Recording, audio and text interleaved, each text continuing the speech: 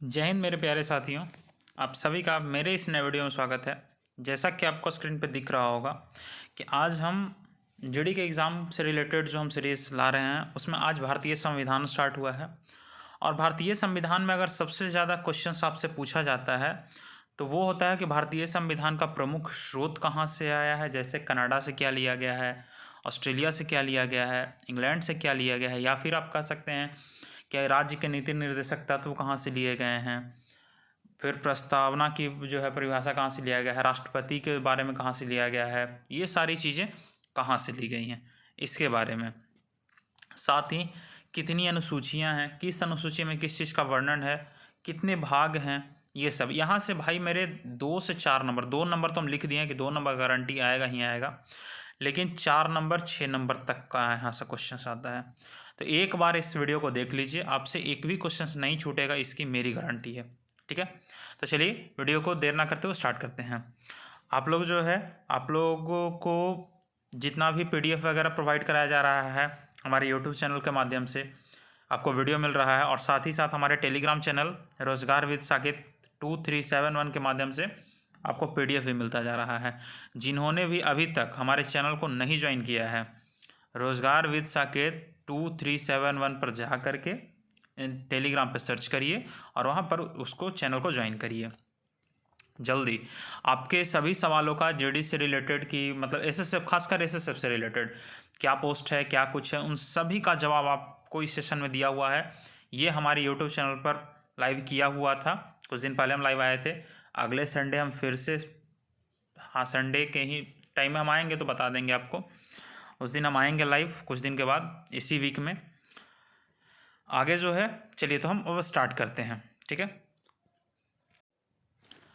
भारतीय संविधान के प्रमुख स्रोत कहाँ से क्या क्या लिया गया है। तो सबसे पहले हम लोग आते हैं जिन्होंने हमारे ऊपर 200 सालों तक शासन किया, ब्रिटिश संविधान से क्या क्या लिया गया है। तो संसदनात्मक शासन प्रणाली जो है वो ब्रिटिश संविधान से लिया गया है। कानून का शासन जो है इसका प्रावधान आपको ब्रिटिश संविधान से लिया गया है। एकीकृत न्यायिक व्यवस्था भी ब्रिटिश संविधान से लिया गया है। विधि निर्माण की प्रक्रिया भी आपको ब्रिटिश संविधान से लिया गया है। मंत्रिमंडल के सामूहिक उत्तरदायित्व ये भी जो है आपको ब्रिटिश संविधान से लिया गया है। एकल नागरिकता ये भी ब्रिटिश संविधान से लिया गया है। तो ये सारी चीज़ें आपको ब्रिटिश संविधान से ली गई है। आगे हम लोग आते हैं संयुक्त राष्ट्र अमेरिका। संयुक्त राष्ट्र अमेरिका में क्या है, तो मौलिक अधिकार, वह मौलिक अधिकार का प्रावधान जो है वो संयुक्त राष्ट्र अमेरिका से लिया गया है। न्यायिक पुनरावलोकन का भी जो प्रावधान है वो संयुक्त राष्ट्र अमेरिका से ही लिया गया। आपको डायरेक्ट यही क्वेश्चन आएगा कि न्यायिक पुनरावलोकन का जो प्रावधान है वो किस देश से हमारे संविधान में लिया गया है, तो संयुक्त राष्ट्र अमेरिका से। संविधान की सर्वोच्चता यह भी संयुक्त राष्ट्र अमेरिका से लिया गया है। राष्ट्रपति का निर्वाचित राष्ट्रपति जो है, राष्ट्रपति का निर्वाचन ये भी जो है आपको संयुक्त राष्ट्र अमेरिका से ही लिया गया है। राष्ट्रपति पर जो महाभियोग की प्रक्रिया लगाई जाती है ये भी आपको कहाँ से लिया गया है, संयुक्त राष्ट्र अमेरिका से ही लिया गया है। ये सारी चीज़ें ध्यान रखिएगा। बहुत चीज़ें इसमें नहीं दिया हुआ है, जैसे लिख नहीं पाए हैं, जैसे सर्वोच्च न्यायालय का जो प्रावधान है वो भी कहाँ से लिया गया है, संयुक्त राष्ट्र अमेरिका से ही लिया गया है। उपराष्ट्रपति का पद एवं राज्यसभा के पदेन सभापति का भी जो है ना, जो पद है वो कहाँ से लिया गया है, संयुक्त राष्ट्र अमेरिका से लिया गया है। ये सब चीज़ें ध्यान रखिएगा। संघ की कार्यपालिका शक्ति का भी जो प्रावधान है ये भी कहाँ से लिया गया है, संयुक्त राष्ट्र अमेरिका से लिया गया है। कुछ चीज़ें इसमें वर्णित कर दी हैं और कुछ चीज़ें हम यहाँ लिख चुके हैं। आगे हम लोग आते हैं कनाडा के संविधान से। कनाडा के संविधान से सरकार की संघीय व्यवस्था ये जो है कनाडा के संविधान से लिया गया है। अवशिष्ट शक्तियाँ जो है वो केंद्र के पास होंगी, ये भी कनाडा के संविधान से लिया गया है। एक चीज़ और कनाडा के संविधान से है कि संघ तथा राज्य के बीच शक्तियों का जो वितरण होता है वो भी कहाँ से लिया गया है, कनाडा से ही लिया गया है, ये ध्यान रखिएगा। अब आते हैं आयरलैंड से। तो आयरलैंड से बहुत फेमस क्वेश्चन आता है कि राज्य के नीति निर्देशक तत्व का जो सिद्धांत है वो कहाँ से लिया गया है, तो वो आयरलैंड से लिया गया है। दूसरा, राज्यसभा में राष्ट्रपति द्वारा मनोनीत सदस्य कितने सदस्य को मनोनीत करता है, तो 12 है। तो राज्यसभा में राष्ट्रपति द्वारा मनोनीत सदस्य का जो प्रावधान है वो कहाँ से लिया गया है, तो आयरलैंड से लिया गया है। इस बात को ध्यान रखिएगा। अब दक्षिण अफ्रीका से, तो दक्षिण अफ्रीका से सिर्फ एक ही चीज़ लिया गया है, तो लिया गया है 2 चीज़। बट मोस्टली एक ही चीज़ है, संविधान संशोधन की जो प्रक्रिया है वो दक्षिण अफ्रीका से लिया गया है। अब आगे आते हैं फ्रांस। तो फ्रांस से दो चीज़ें ली गई हैं। पहला तो गणतंत्र की अवधारणा, फ्रांस से क्या लिया गया है, गणतंत्र की अवधारणा, और दूसरा जो है वो समानता, स्वतंत्रता और बंधुत्व, ये जो है ना वो फ्रांस से लिया गया है। आगे हम लोग आते हैं ऑस्ट्रेलिया। ऑस्ट्रेलिया से क्या लिया गया है, तो ऑस्ट्रेलिया से लिया गया है समवर्ती सूची। ऑस्ट्रेलिया से क्या लिया गया है, समवर्ती सूची। उसके बाद संयुक्त अधिवेशन, जो संयुक्त अधिवेशन होता है वो कहाँ से लिया गया है, ऑस्ट्रेलिया से लिया गया है।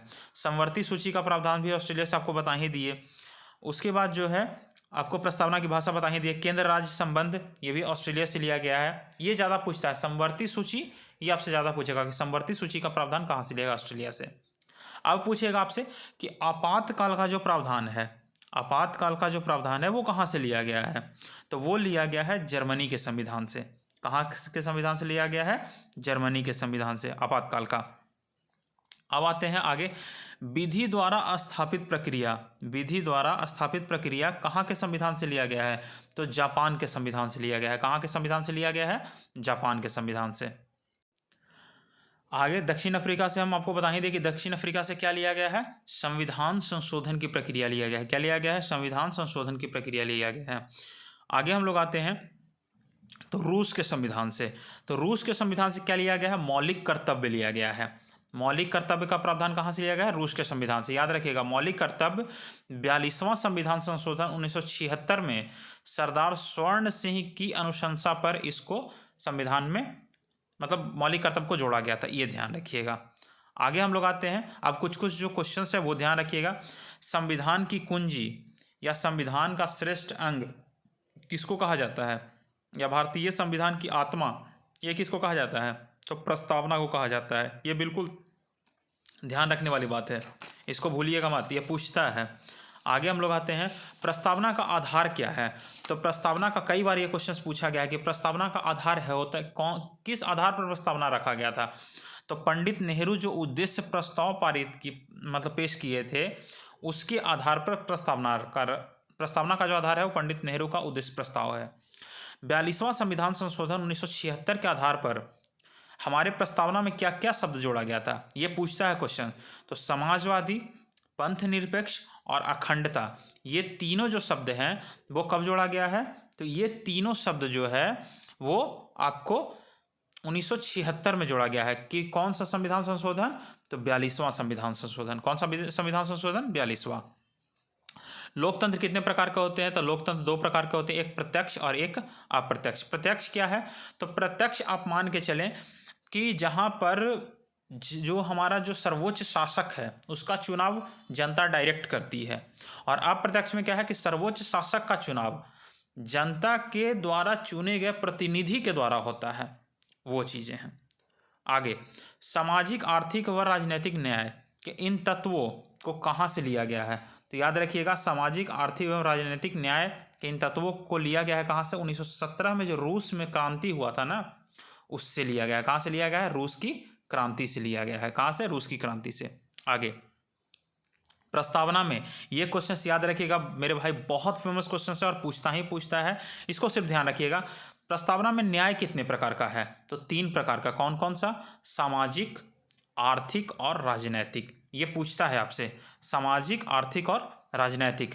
अब आपसे पूछेगा कि स्वतंत्रता कितने प्रकार की है, तो स्वतंत्रता कितने प्रकार की है, 5 प्रकार की। पहला विचार की स्वतंत्रता, दूसरा अभिव्यक्ति, तीसरा विश्वास, चौथा धर्म और 5वां उपासना की स्वतंत्रता। ये ध्यान रखिएगा। आगे आपसे पूछेगा कि समानता कितने प्रकार की है, तो समानता आपको 2 प्रकार की मिलती है। एक तो अवसर की समानता आपको मिलती है और दूसरा प्रतिष्ठा की समानता। ये दोनों आपको हमारे संविधान में जो है ना, प्रस्तावना में आपको वर्णित है। ये इस बात का खास ख्याल। वीडियो को स्किप बिल्कुल मत करिएगा। बहुत लोग पूछते हैं कि सर क्या आपके नोट्स से क्वेश्चंस पर्याप्त है। भाई मेरे, हम जिस टॉपिक का आपको नोट्स दे रहे हैं उससे बाहर क्वेश्चंस नहीं आएगा। अगर यहाँ से क्वेश्चंस आता है और आप हमारा नोट्स पढ़े हुए हैं तो आप बिल्कुल क्लियर कर लीजिएगा। आगे हम लोग आते हैं भारतीय संविधान में भाग 22। भारतीय संविधान में कितने भाग हैं, तो भाग कितने हैं, 22 हैं, ठीक है। और अनुसूचियाँ कितनी हैं, तो अनुसूचियाँ 12 हैं। इस बात का खास ख्याल रखिएगा। चलिए अब हम एक एक करके शुरू करते हैं। अब आते हैं प्रथम अनुसूची। प्रथम अनुसूची में क्या है, तो भारतीय संघ घटकों, राज्यों एवं संघीय क्षेत्रों का उल्लेख है प्रथम अनुसूची में। द्वितीय अनुसूची में क्या है, तो इसमें याद रखिएगा जनरली इसमें वेतन, भत्ता और पेंशन का है। आप लोग यूपीएससी वगैरह का प्रिपरेशन नहीं कर रहे हैं, इसमें कुछ चीज़ें हैं, ठीक है ना, उसको थोड़ा सा डीपली, लेकिन आप उतना डीप मत जाइए। इसमें क्या है, दूसरी अनुसूची में क्या है, तो दूसरी अनुसूची में पेंशन, वेतन और भत्ते का वर्णन है। तीसरी अनुसूची में क्या है, तो तीसरी अनुसूची में ली जाने वाली शपथ का वर्णन है। तीसरी अनुसूची में क्या है, शपथ का वर्णन है। चौथी अनुसूची में क्या है, तो राज्यसभा में प्रतिनिधित्व का वर्णन है कि किस राज्य और किस संघ शासित क्षेत्र से कितना लोग आएंगे राज्यसभा में, ये ध्यान रखिएगा। पांचवी अनुसूची में क्या है, तो पांचवी अनुसूची में जो है वो अनुसूचित जाति, अनुसूचित जनजाति के प्रशासन के नियंत्रण के बारे में उल्लेख है कि वहाँ पर प्रशासन कैसे होगा। अब यहाँ पर ध्यान रखिएगा। छठी अनुसूची में क्या है, तो इसमें मेघालय, असम, त्रिपुरा और मिजोरम, इन 4 राज्यों के जनजातीय क्षेत्रों के प्रशासन के बारे में प्रावधान है, ये ध्यान रखिएगा। सातवीं अनुसूची इंपॉर्टेंट है, इसमें संघ, राज्य और संवर्ती सूची के विषयों का उल्लेख है। आठवीं अनुसूची, तो इसमें भारत में 22 भाषाओं का उल्लेख है कि भारत में कितनी भाषाएं हैं, तो 22 भाषाएं हैं और उसका उल्लेख आपको बताया गया है कि कौन कौन सी भाषा इसी में है। नौवीं अनुसूची, तो नौवीं अनुसूची भूमि अधिग्रहण संबंधित मामला है और याद रखिएगा कि नौवीं अनुसूची को हम न्यायालय में चैलेंज नहीं कर सकते हैं, इस बात का खास ख्याल रखिएगा। नौवीं अनुसूची को हम न्यायालय में चैलेंज नहीं कर सकते हैं। आगे हम लोग आते हैं 10वीं अनुसूची, तो 10वीं अनुसूची जो है वो दल बदल से संबंधित है। 10वीं अनुसूची किससे संबंधित है, दल बदल से संबंधित है। और दल बदल कानून कब आया था, तो 91वां संविधान संशोधन 2003 में, 91वां संविधान संशोधन 2003 में। आगे हम लोग आते हैं 11वीं अनुसूची। 11वीं अनुसूची में पंचायती राज का वर्णन है। ये अनुसूची से सबसे ज़्यादा पूछा जाने वाला क्वेश्चन है कि 11वीं अनुसूची में क्या है और 12वीं अनुसूची में क्या है। तो 11वीं अनुसूची में पंचायती राज है और 12वीं अनुसूची में नगर पालिका है, ये ध्यान रखिएगा। उसके बाद हम लोग आते हैं संविधान के भाग। तो कौन कौन से प्रमुख भाग हैं वो हम यहाँ पर नोट कर लिख दिए हैं, तो आप उसको थोड़ा सा ध्यान रखिएगा। सबसे पहले तो भाग 1 में क्या है, तो संघ एवं राज्य क्षेत्र का वर्णन है। भाग 2 में क्या है, तो भाग 1 जो है ना, अनुच्छेद 1 से लेकर 4 तक इसका वर्णन है। भाग 2 में क्या है, तो नागरिकता है, ये 5 से 11 अनुच्छेद तक है। फिर भाग 3 में क्या है, तो मौलिक अधिकार है, अनुच्छेद 12 से लेकर अनुच्छेद 35 तक। फिर भाग 4 में क्या है, तो राज्य के नीति निर्देशक तत्व है, जो कि अनुच्छेद 36 से लेकर अनुच्छेद 51 तक है। और उसके बाद क्या है, भाग 4 के क, या कह सकते हैं कि ए, उसमें क्या है, तो मौलिक कर्तव्य है, ये अनुच्छेद 51 के क में है। इसकी मौलिक कर्तव्य कितने हैं अभी वर्तमान में, तो 11 हैं, इस बात का खास ख्याल रखिएगा। यहाँ तक आपको अनुच्छेद ध्यान रखना है, यहीं से डायरेक्ट। भाग 1 में क्या है, संघ एवं राज्य क्षेत्र, जिसका अनुच्छेद कहां से कहां तक है, 1 से लेके 4 तक है। 1 से लेके कहां तक है, तो 4 तक है आपका, 1 से लेके 4 तक। उसके बाद जो है नागरिकता 5 से 11 तक, मौलिक अधिकार 12 से 35 तक अनुच्छेद। भाग 4 में क्या है, तो भाग 4 में राज्य के नीति निर्देशक तत्व हैं, ये है अनुच्छेद 36 से लेकर अनुच्छेद 51 तक। और उसके बाद क्या है, भाग 4 के क में मौलिक कर्तव्य हैं, जो कि अनुच्छेद 51 के क में है, 51 के क में है। और मौलिक कर्तव्यों की संख्या कितनी है, तो 11 है, इस बात का खास ख्याल रखिएगा। उसके बाद भाग 5 में क्या है, तो भाग 5 में जो है आपका संघ का वर्णन है। भाग 6 में राज्य का वर्णन है। भाग 8 में, 7 उतना इंपॉर्टेंट नहीं है, 8 में है संघ राज्य क्षेत्र का वर्णन है। भाग 9, ये याद रखिएगा, ये सबसे इंपॉर्टेंट है। भाग 9 में जो है ना, वो पंचायती राज का वर्णन है। किसका वर्णन है, पंचायत का। किसका वर्णन है, पंचायत का। भाग 9 में पंचायत का वर्णन है। भाग 10 में अनुसूचित और जनजाति क्षेत्र का वर्णन है। भाग 9 में पंचायत है और अनुसूची कितना में पंचायत है, तो 11 में। तो भाग 9 और अनुसूची 11 में पंचायत का वर्णन है। अब आते हैं भाग 10। भाग 10 में अनुसूचित और जनजाति क्षेत्र के बारे में वर्णन है। भाग 11 में किसका वर्णन है, तो राज्य एवं संघों के बीच संबंध का वर्णन है, इस बात का ध्यान रखिएगा। उसके बाद भाग 14। भाग 14 में किसका वर्णन है, तो संघ एवं राज्यों के अधीन सेवाओं का वर्णन है। भाग 15 में क्या है, तो ये इंपॉर्टेंट है, भाग 15 में आपका निर्वाचन है, जो कि अनुच्छेद 324 से 329 तक है। उसके बाद भाग 17, 16 उतना इंपॉर्टेंट नहीं है, 17 में किसका वर्णन है, तो 17 में अपनी राजभाषा का वर्णन है। किसका वर्णन है, तो 17 में अपनी राजभाषा का वर्णन है। जो कि अनुच्छेद 343 से 351 तक है। उसके बाद भाग 18 में क्या है, आपात उपबंध का वर्णन है कि भारत में कब कब आपातकाल लगेगा, 3 बार लगेगा, अनुच्छेद 352, 356 और 360 के तहत। 360 वित्तीय आपात, 352 जो है वो राष्ट्रीय आपातकाल और 356 राष्ट्रपति शासन, यही तो है शायद, बिल्कुल। अब हम लगाते हैं भाग 20 में क्या है, तो 20 में आपका संविधान संशोधन है। ये कब है, तो अनुच्छेद 368 के अंतर्गत में। इसमें ध्यान रखिएगा, ये क्वेश्चन आपसे पूछेगा ही पूछेगा, इस बात का हम गारंटी देते हैं कि अगर पॉलिटी से क्वेश्चन आता है तो आपातकाल से आएगा ही आएगा। 352 राष्ट्रीय आपातकाल, 356 राष्ट्रपति शासन और 360 जो है वो कौन सा होता है, वित्तीय आपातकाल, ये ध्यान रखिएगा। और ये तीनों राष्ट्रपति के पश्चात पर्यंत लगाया जाता है, ये ध्यान रखिएगा। तो आज के लिए बस इतना ही। सबसे पहले जो इम्पोर्टेंट है इसमें अनुसूची है, ये आप ध्यान रखिएगा। उसके बाद मौलिक अधिकार, ये कौन चीज़ कहाँ से लिया गया है, खासकर ये दो तो कंफर्म कि कौन सा ब्रिटिश संविधान से लिया गया है और कौन सा संयुक्त राष्ट्र अमेरिका से लिया गया है, ये थोड़ा सा ध्यान रखिएगा। और अगर आप इतना कर लेते हो तो कोई भी आपको जो है यहाँ से एक भी क्वेश्चन आपका नहीं छूटेगा, तो इस बात का खास ख्याल रखिएगा। जो भी हमारे वीडियो को देख रहे हैं, अगर पूरा देख रहे हैं तो उन सबका बहुत बहुत धन्यवाद कि आपने हमारे वीडियो को पूरा देखा। अच्छा लगा हो वीडियो तो वीडियो को शेयर करिएगा। अभी एक और वीडियो अभी जस्ट अपलोड होगा जिसमें वो सबसे ज़्यादा इंपॉर्टेंट क्वेश्चन पूछने वाला जो कि मौलिक अधिकार से है, मौलिक अधिकार आपको पूरा बताया जाएगा उसमें। तो उस वीडियो आज ही दोनों हम अपलोड कर देंगे, आप लोग वीडियो को पूरा देखिएगा। भारतीय संविधान के प्रमुख स्रोत और सभी अनुसूची और प्रमुख भाग यहाँ से 2 से 4 नंबर का आएगा और आपसे नहीं छूटेगा अगर आप ये वीडियो पूरा देखे होंगे तो चलिए मिलते हैं नेक्स्ट वीडियो में। आई होप आप सभी को वीडियो पसंद आया होगा। पसंद आए तो वीडियो को लाइक शेयर और सब्सक्राइब जरूर करिएगा, अपने दोस्तों को भी शेयर जरूर करिएगा। और साथ साथ हमारे टेलीग्राम चैनल से आप जुड़ जाइए ताकि आपको नोट्स मिलता रहे, फ्री ऑफ कॉस्ट होता है, वहाँ पर PDF आपको मिल जाएगा।